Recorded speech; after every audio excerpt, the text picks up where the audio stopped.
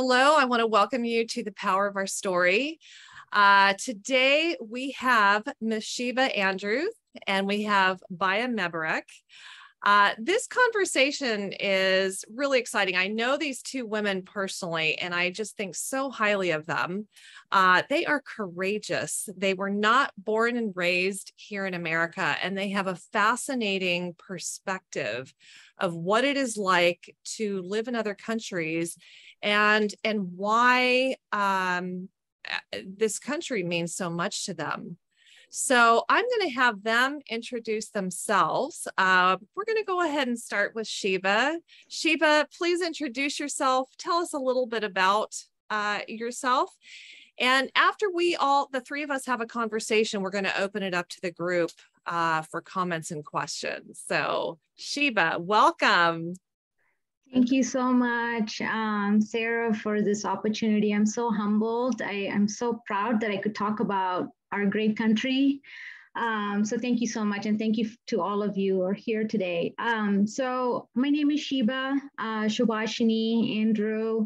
I am originally from Malaysia. I'm Indian ethnic. My grandparents are originally from India. So they migrated to Malaysia during the British occupation. So I've been in the United States for about, I was actually calculating it earlier, Sarah, when you were asking me. I was like, how many years has it been? It's almost been 18 years since I've been in the US. Yeah, it's been a long time. So I was born and raised in Malaysia, like I was saying, came from very, very humble beginnings. I went to school in Malaysia, got my bachelor's degree there. And then I moved to the United States when I was about 21 years old. I was very young. I was in the finance industry for about 10 years, and then I did a career change to help people. So I became a licensed clinical social worker, and now I've worked with active duty service members, worked with veterans, worked with youth who are at risk, at a community mental health setting. And now this year I opened up my own practice. I am a certified EMDR clinician. So it's an evidence-based trauma treatment. That's where my passion is. That's what I do professionally. So I run my own practice here in University City, San Diego. So that's a little bit about me. Thank you. Thank you, Sheba. Thank you. So good to have you on.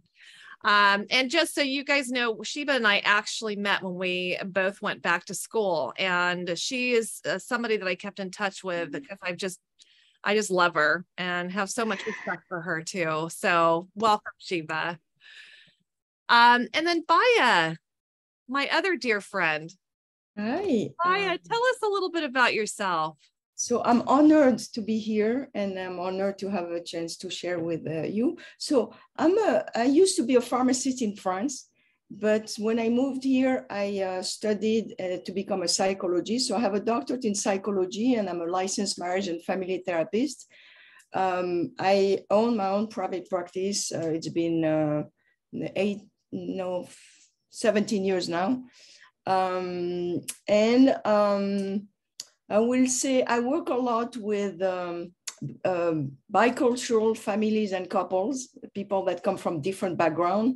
And I also, because I'm trained in clinical hypnosis by the American Society of Clinical Hypnosis, I work also a lot with depression and anxiety and some level of trauma. I also worked at Camp Pendleton, the MCRD, and I worked for a long time with TRICARE. So I am familiar with the military culture.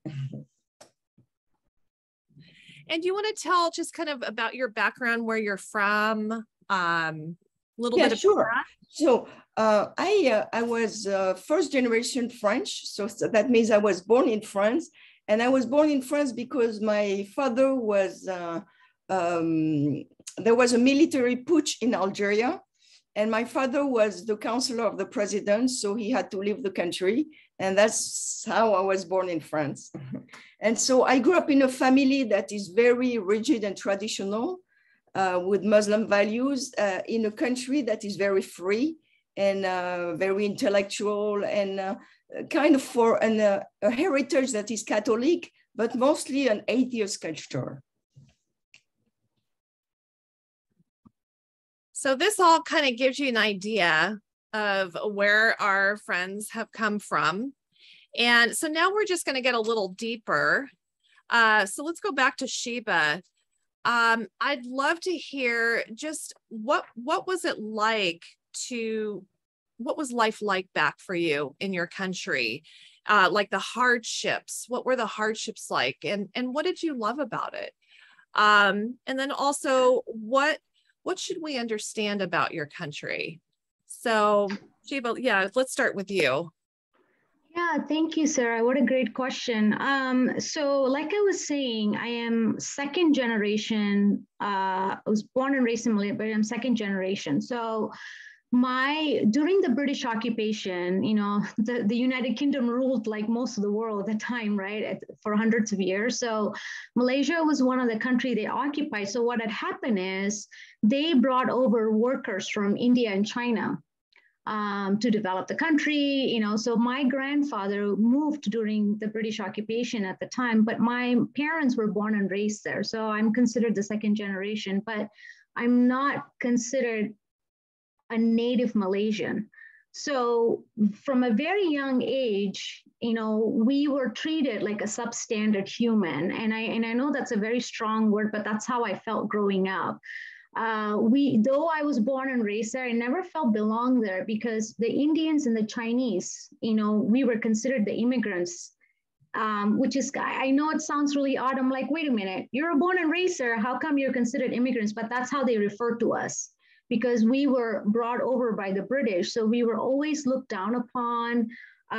We were always considered different from the native Malay people that lived there. So it's in actually the Malaysian constitution that the native Malays are supposed to and should have special privileges. So I'm talking special privileges like access to university, access to government job, access to care, and all the basic rights, I would say. So we were always like, and I remember like being a young child in school, and I'm thinking to myself, gosh, why was I born as an Indian? Why was I born in this country? What's wrong with me? And it was, and a young child shouldn't feel that way, growing up, but that's how we were made to feel. Indians and Chinese, and especially if you are born in a situation where you don't have a lot of, financial support, it's even harder because the government really doesn't care so much about you, quote unquote. So, and then we were also, after the British left, the Malaysian government did the constitution, whatever, they revised everything, and then they said that, oh, the native Malays were oppressed by the British, so they need to have all these privileges. And that was only supposed to go on for 10 years, but it kept going and going and going. So the other people, the other native people that lived and were born there, we were actually systematically oppressed. We were treated like we would go into a government office, they would literally, we would not get in the line first, or there would literally be separate treatment because it's because of my skin color. I was not treated equally. So, and then the other thing that was really hard was all this was going on and we were instilled with a sense of fear, not to question the Constitution, not to question the status quo. If we do, we were going to cause division. We are the bad ones if we were to ever question the king or the government, the system that was there. So there was this a sense of like fear that was instilled, and there was censorship everywhere. The government basically ran the news and they told us how to think, what to think, and everything. So, but we knew this is not okay. I mean, among our family members and relatives, among our Chinese friends, we all talked about how odd and ridiculous it may be, but it was just, there's nothing we could do about it.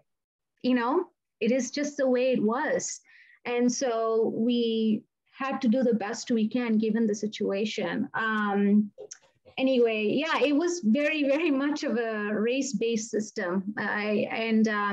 What I definitely liked about it is I think it gave the Indians and the Chinese who are in Malaysia to become more resilient.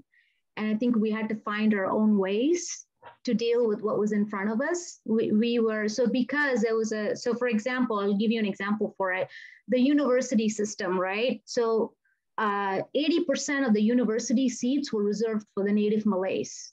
So 10, 12, 15% was reserved for Chinese, and then 5% were reserved for Indian, like me. So we had to compete. The competition among the Indians and the Chinese were much higher.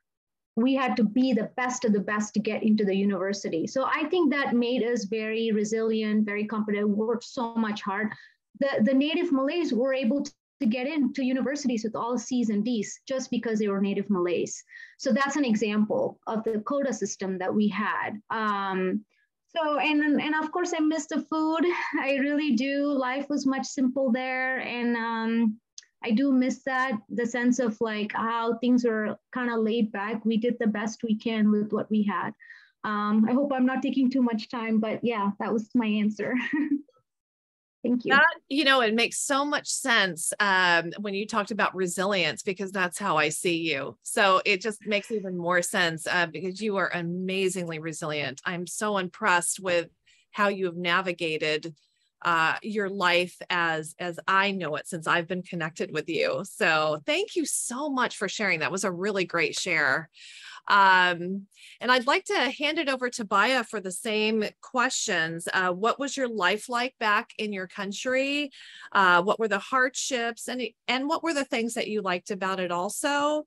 And what do you want? What should we understand about life in other countries? What do you want us to know about that? Baya?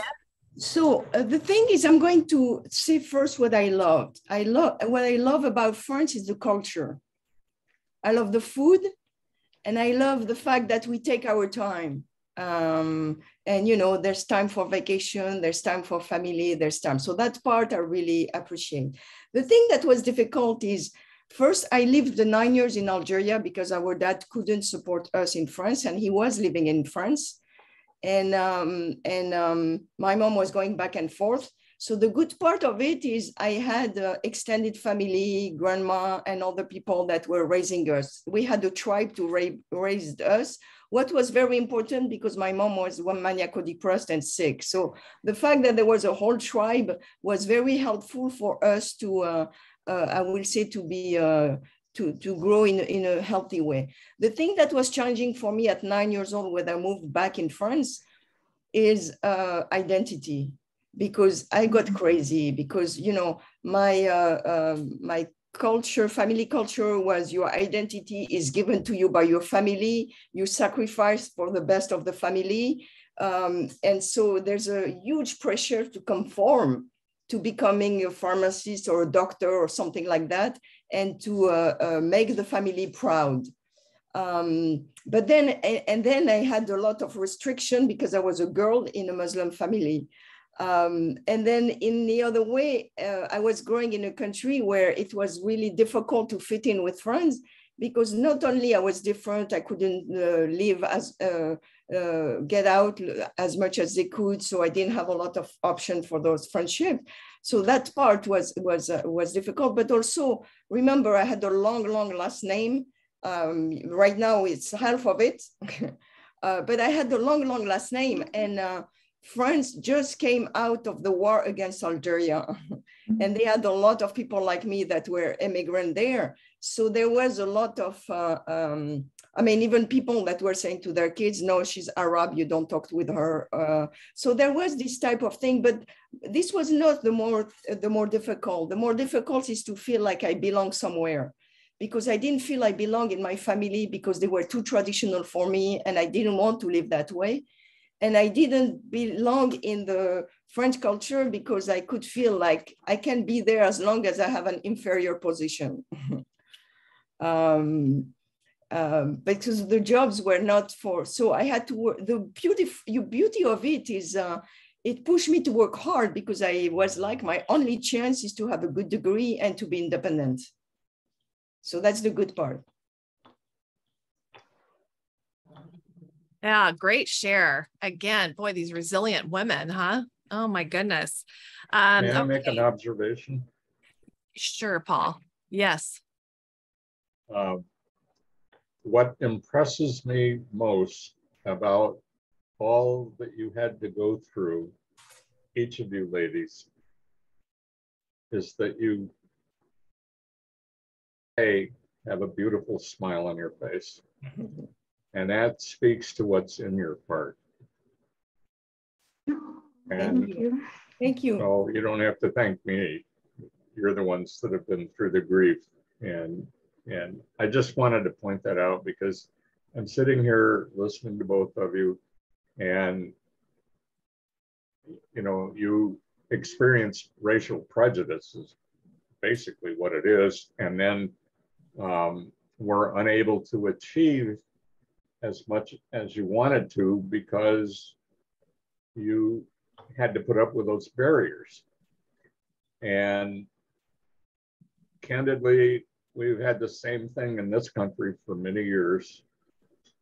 It is not nearly as bad as it used to be because some of it has been legislated out of existence.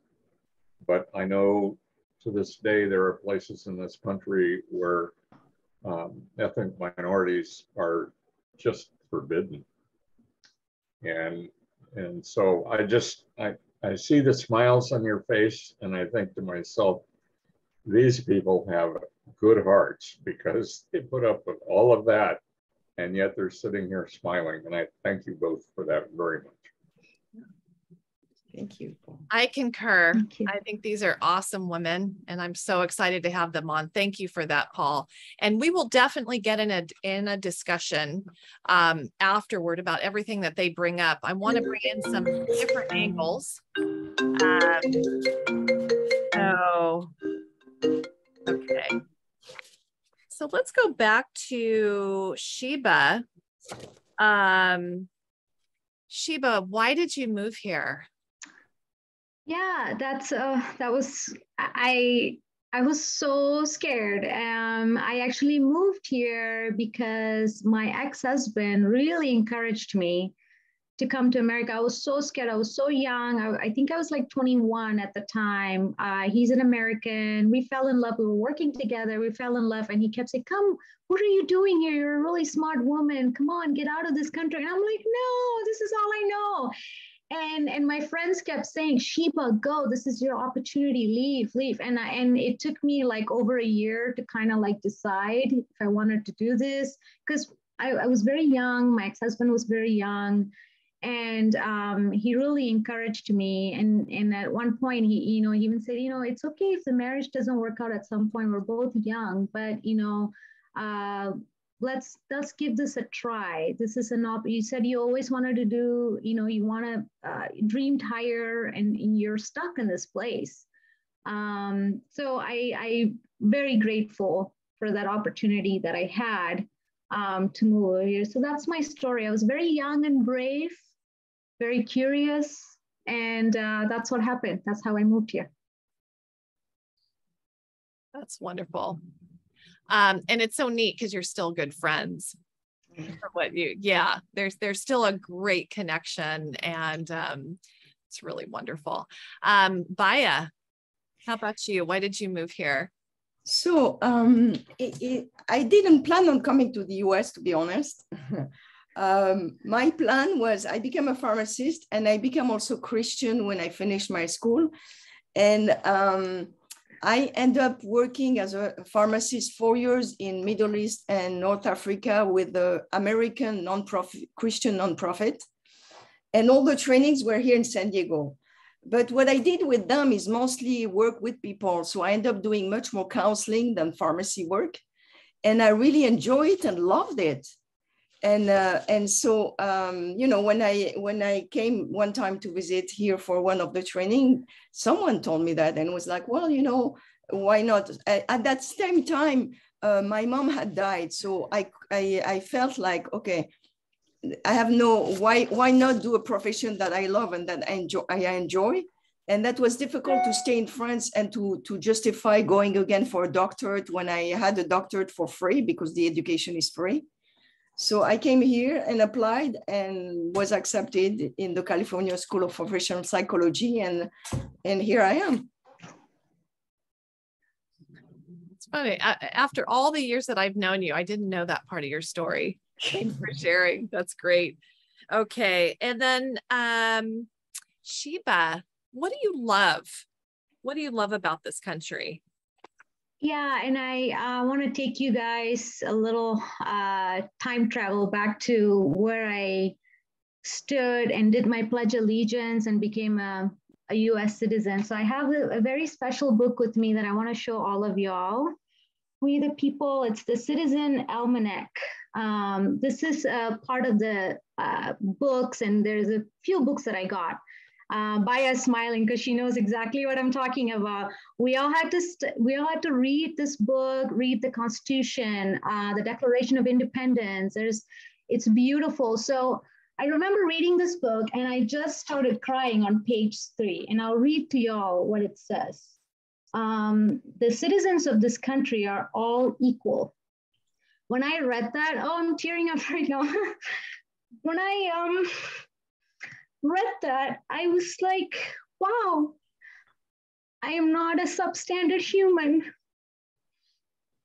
I'm equal. And that was very powerful for me. Sorry, I didn't, gosh, oh my gosh. That was the first time I felt like I belonged, you know, and first time in my life ever, I felt like, wow, I'm equal? Is this for real? I have rights? I can say what I want? This is crazy. And I remember like doing the Pledge of Allegiance, and I remember like crying my eyeballs out, and then I turned around, everybody else was crying. Because I was born in a country where I was told I was a second-class citizen because of the skin color.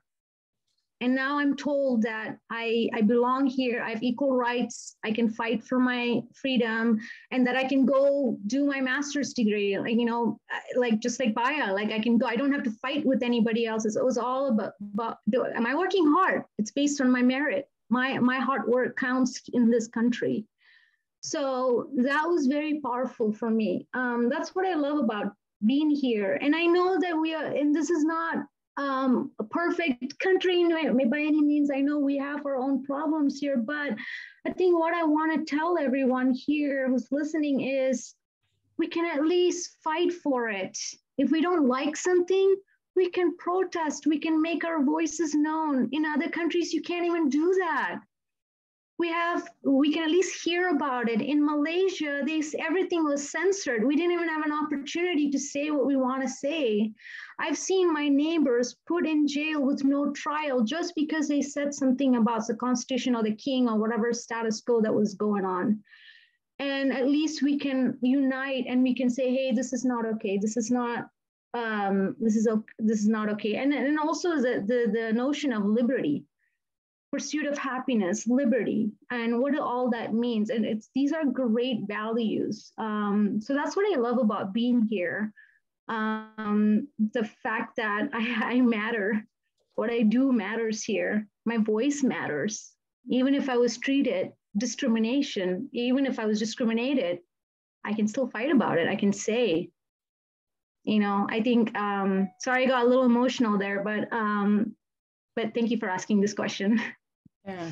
Sheba, thank you for showing your heart. I mean, I think we all felt, I got teary too.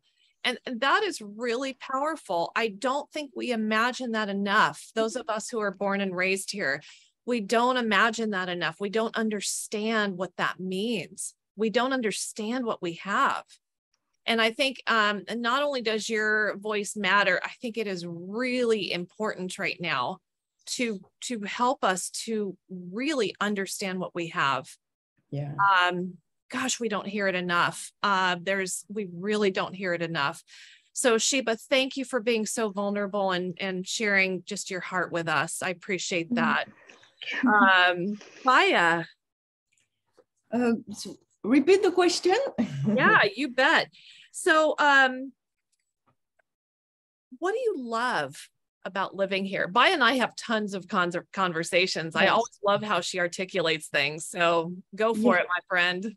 There's a lot of things that I love about this country. First, I'm a French citizen. And to be honest, I have never felt as much French as in this country, because there I was under French. But here I'm a French citizen like any other French citizen, and I am a Western citizen too.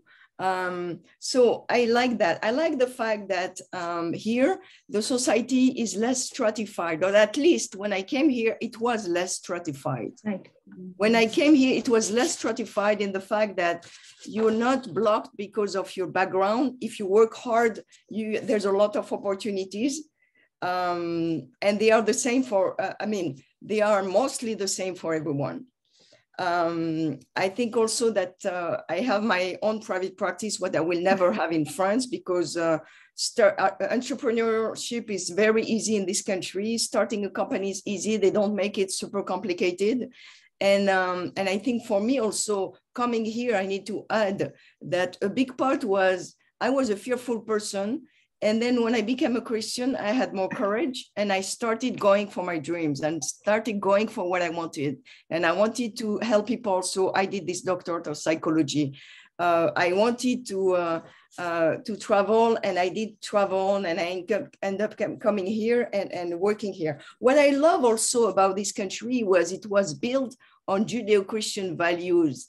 And so because of that, you don't see the value of it, because it's kind of the water, the fish don't know that their environment is the water. Americans don't know that their environment is integrity, because they are where the country was built in Judeo-Christian values. And so people trust one another. I thought that was fantastic. And I found here at some point something that was not anymore, that was disappearing in France, was the freedom of speech, because France became very, I will say, politically correct with a lot of different religions, and you couldn't say anymore certain things. It became very complicated. But here you could express yourself. And I loved also what I really adore, because it's so contrary of the French spirit, is people are positive and they look at what is possible, versus French people that are negative and look at where is going to be the problem, why we cannot do it. Oh, that's great. Thank you so much, Sheba. I'll tell you, Baya. Sheba and Baya, it is, as you can tell, they are amazing women to have fascinating conversations with. They're so rich and they're so deep. Thank you so much for that. So I have one last question, and then we'll open it up to everybody. So back to Sheba, what should we know? Like, what is on your heart that you want us to know? Gosh, I can go on and on, but I think like the most important thing is the values. Like, I want to piggyback on what Baya said. The values this country is founded upon, pursuit of happiness, the liberty, freedom. What is all that? Those are really important values. And what does it really mean?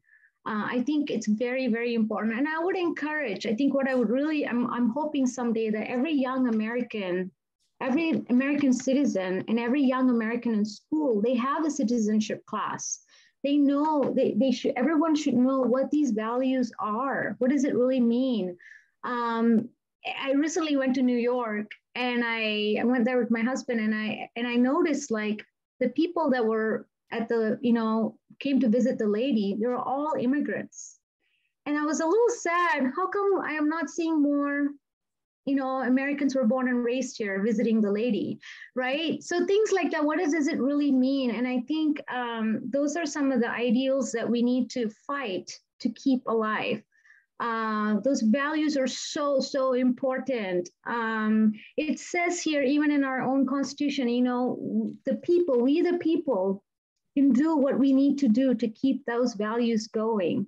If government is taking it away or something is happening, and we have the right to preserve these values. I think that's number one. And then the other thing that I would like everyone to know, that division among us is very, very dangerous.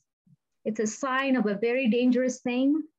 And the more we look at why we're different is very dangerous. Going back to what Baya is saying, what is wrong, looking at it from a problematic, pessimistic way is very dangerous. but the more we can look at why we're similar is going to be so much better than looking at why we're different, and look at things that unites us. When we bleed, there's the same blood colors coming out of all of us. I think we're forgetting that. Division is very dangerous. Lastly, censorship is very dangerous. It's a very, very dangerous thing when things are getting censored and people are not being able to express themselves. That's not what this country is founded upon. So I've seen it, I'll live through it. So this is a message I have for everyone. Yeah. Such powerful stuff there. So much I would love to say too, but I'm going to wait till everybody joins in on this conversation. Thank you, Sheba. And then Baya, same question. What should we know? Anything that is on your heart, please share. What do you want us to know? Okay, so there's different things that are on my heart right now. One is I want to tell you that I come from a perspective that is a Christian. I want to say that because it's important to know. I do believe that when I was in France or when I came in the US, when I was in my family that was very traditional and very rigid, or all the way, whether the identity formation that was mine was about traditional and my self-worth is in sacrifice and in the duties for the family, or whether my formation, the formation of my identity is that follow my dreams and follow my desire and follow my flow. Both of those identity formation are crushing. Because one, you need to please someone all the time. The other one, you need constant validation from people all the time for what you're doing. And you always have to do more and more and more to feel validated. While Christ offers an identity that is in him and in what he did. And so then I'm free. Then I'm free to express the best in me. So the first thing that I want to tell you is that the young people that I'm seeing and that are struggling, they have a huge crisis of identity. And the older generation is not helping. So it is really what I'm seeing. And it's not helping because they are fearful and they are dogmatic and the kids shut down. So that's the first thing that I want to say. The second thing is it's not a statement, it's a question. And my question is, how do we learn to live together in a pluralistic, diverse society in which we have no common moral values?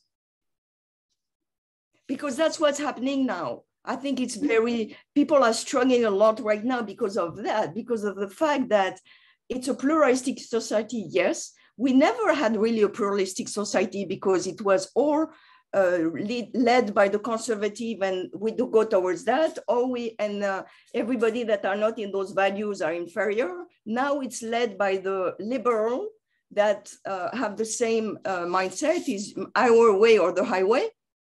But how do we learn to create that? Because if we don't create that, people are going to destroy one another. The third thing that I want to talk about that I think is key, especially in this country, is how do we learn to find point of inclusion and listen to people and dialogue with them in a society that fosters, you need to be silenced if you don't think like me and if you don't have my moral framework.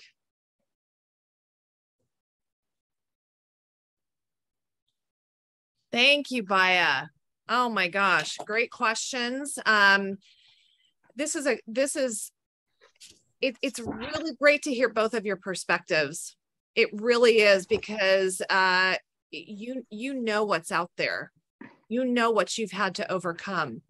You know what true discrimination from the Constitution feels like. And so anyway, I really want to thank you both. You're amazing. And I can't wait for the three of us to have coffee soon in person, since we all live within like 5-8 miles from each other. Okay, so I'm going to go ahead and open it up now. Oh, Janet, let's start with you. Okay, first I want to say that I'm a Heinz 57 Canadian. So my grandparents on one side were Ukrainian immigrants and were put in camps during World War I. My other side is German Swiss, and then UK, like Welsh, English, and that. And I always say we married what we didn't have in us. My my brother and sister married Icelanders, and I married a Polak. So, and my husband's parents came over after escaping from Poland, and he was born in a camp in where was it? In Germany, and came over when he was 2. So one of the things that I didn't hear that I'm interested in, my husband didn't speak English till he went to school. They only spoke Polish at home. And even after him and I got together, his mom wasn't happy because I wasn't Polish, I wasn't Catholic, and I didn't understand him, and I was too young. And I had a Ukrainian peasant grandmother. And lots of, no matter where you are, there are those discriminations, right? And they don't always make sense. But the language, like Les didn't learn English till he started grade 1. And then he had to learn it. And he's fluent and can read and write Polish. He grew up with that. But what about yourselves? Like, that couldn't have been easy. Like, I can't even imagine. I spent 5 weeks in France this past in March and April. He can understand languages because he's got 2 already. But I just found it so difficult. So I imagine you each speak 3 languages.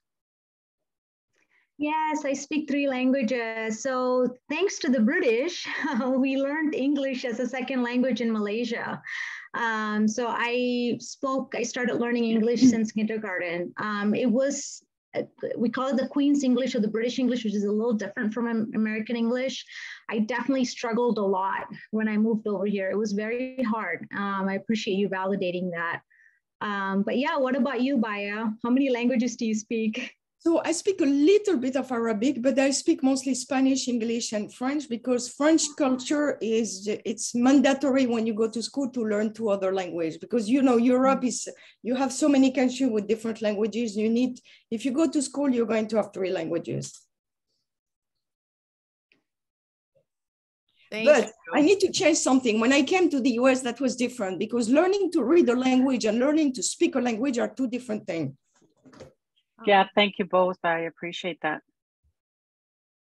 I think, Aaron, you've got your hand up there.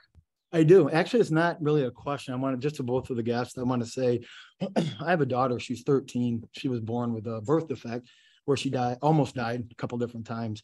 So she has scars on her stomach and on her neck. She calls them her warrior scars. You 2 ladies have been through hell and back. You 2 ladies are the epitome of a warrior. And just for what it's worth, I live and breathe my children. I would want nothing more than for my daughter to be here and see 2 fantastic warriors that never stop, never quit, and will continue to do the right thing. She spent 6 months in an incubator. So, I teach her as much as I can, show her, warriors, and especially when they're ladies, because she's 13. So for what it's worth, you 2 would be the epitome of what I want her to see. So thank you. Oh, means a lot. Thank you so much. You're so kind. Thank you. I'm very serious. Thank you, Aaron. Yes, ma'am. Thank you so much. That is so perfectly said, Aaron. You are truly warrior women. I mean, 100%. truly the resilience, just to even imagine what your lives, your journey has been like, to be so resilient and positive, just like Paul said, with smiles on your faces, because you see the opportunity here and you just go after it. You are such an inspiration. Let's see. Yes. And Terry also says, Aaron, this is going to be recorded so you can show your daughters. Yeah. Oh yeah. I can't wait to show them. I can't wait. Thank you, Terry. Does anybody else have any comments or questions? I want to give it to you all first. I have a couple of thoughts. First, you all should know that I'm a first-generation American. but I was almost born in the last century. So my father was from Prince Edward Island in Canada. And his mother insisted that when he went out to play, did he not play with those Frenchies, because she wanted him to learn English. And I have to tell you that when he passed, he had no accent whatsoever, which was amazing. He was born in 1912, and that is a huge difference from what you two ladies have been through. And it addresses to some extent what Janet has been through, going over there and having this difficulty with the language. But one of the things that my parents insisted on, well, were actually three things. One is that we learn a musical instrument competently. The second was that we learn a foreign language competently. And the third was that we go to university. And it was not negotiable. So, being the clever lad I was at 14 or 15 or whatever it was, I decided to take up the drums, because I knew that the louder I played, the shorter the practice would be, and then I can go out and play with my friends. Okay. And that's just the truth. I mean, and so for my language, I learned Japanese. I grew up in Hawaii, and we didn't care what color you were. We didn't care where you came from. We didn't care how you spoke.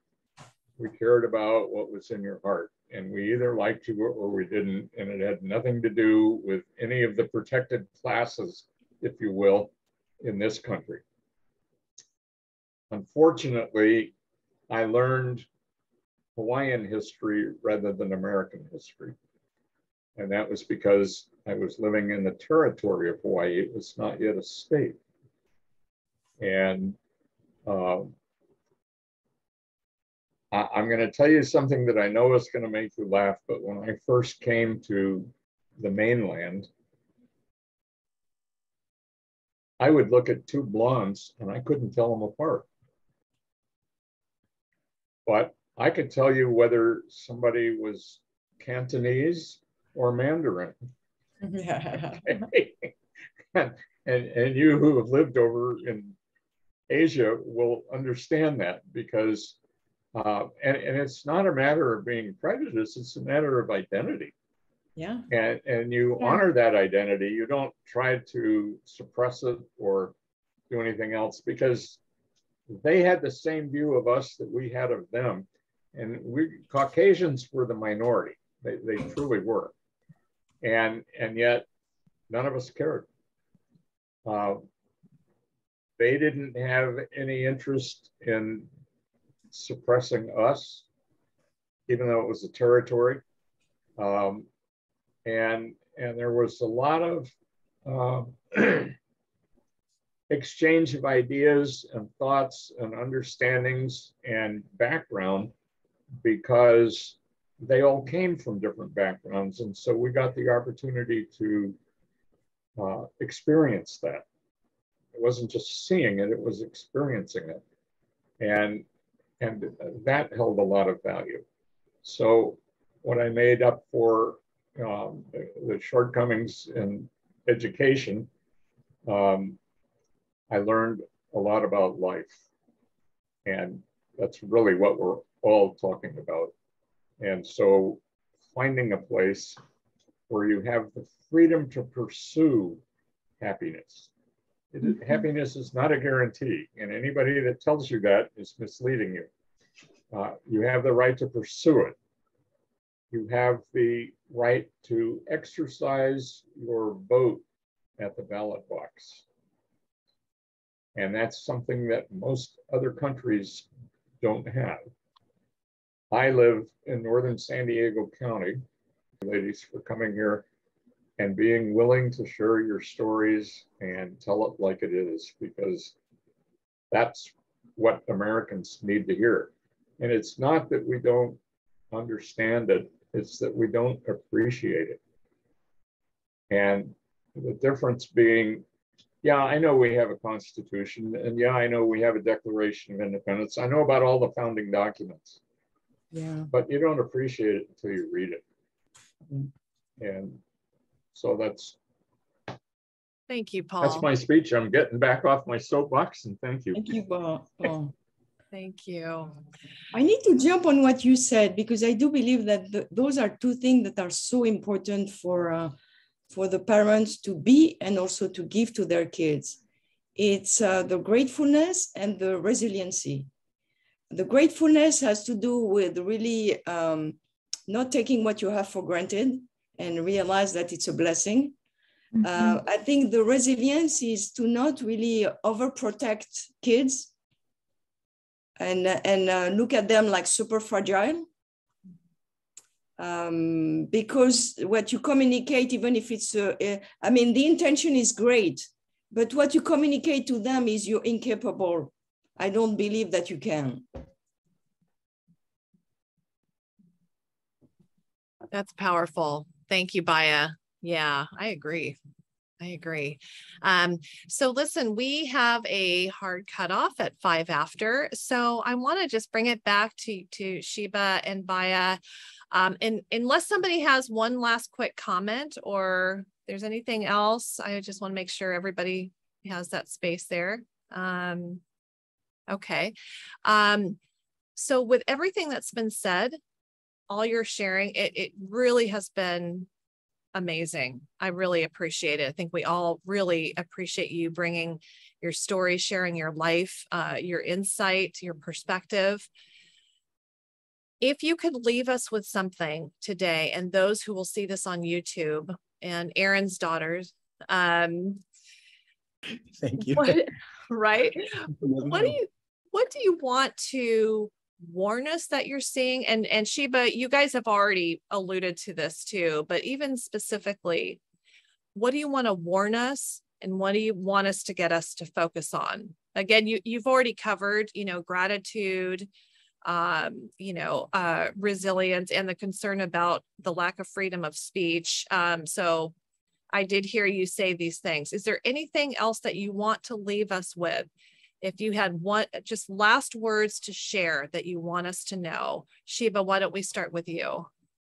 Yeah, I think I just want to reiterate again, focusing more on what unites us than what separates us. Very, very important. I know right now things are getting, I'm scared. I'm feeling, this last year or so, I've been telling my husband, it's like, hey, I don't like how this is going. This is kind of scary to me. It's almost kind of like some of the trauma that I've been through in Malaysia was kind of coming back to me. So I just kind of want to warn, my warning to all Americans is, this is a great country. It's founded upon great ideals. Don't give up. Don't give up on those ideals. Fight for it. Focus on what's uniting us all, not on what's dividing us. We're Americans at the end of the day. That's what matters. Do you have a specific, and I know this is tricky and we also don't have a lot of time left, but do you have a specific example that triggers that, like something that you've seen, heard? Yeah. I think this whole thing about what Baya was saying, a comment about this cancel culture. It's like, if you don't think and act and behave like me, I'm going to shut you down. That is actually one of the most dangerous things you can do to another human being. This not giving this opportunity or space to listen, it's very dangerous. And I know I'm very intentional about the word that I'm using. It's not, it's just one group of people. No. Cancel culture is very dangerous. Sometimes that can blow up and become something bigger. And then this whole group of people will be shut down, and then they no longer matter, and then they are evil, and then all these messages will start coming, you know. And I know this is also another strong message. Holocaust didn't happen in a day or two. It took years. It took years for it to happen, you know. So we want to be very careful of how we treat a fellow American, a fellow human being. Very, very important. So it starts with like, I don't want to hear you, and then that can blow up to be something very dangerous and big. But yeah. Thank you for that. I agree. If you haven't seen The Freedom Writers yet, that movie, Yeah, honestly, that movie. is like I think that's one of my all-time favorites. That really, gosh, it's fantastic. Thank you so much, Sheba. Love that. Resonates totally. Baya. I love this movie, The Freedom Writer. I love it. Yeah. I think I will go back to what I said at the beginning is it's important to be an agent of dialogue. It's important as much as we can to find common ground with people and to work towards reconciliation in this country. And I will say that for the young generation, my biggest concern is that the parents take the responsibility of training their kids how to think, because the system is more teaching them what to think rather than helping them to think for themselves. And that's very dangerous.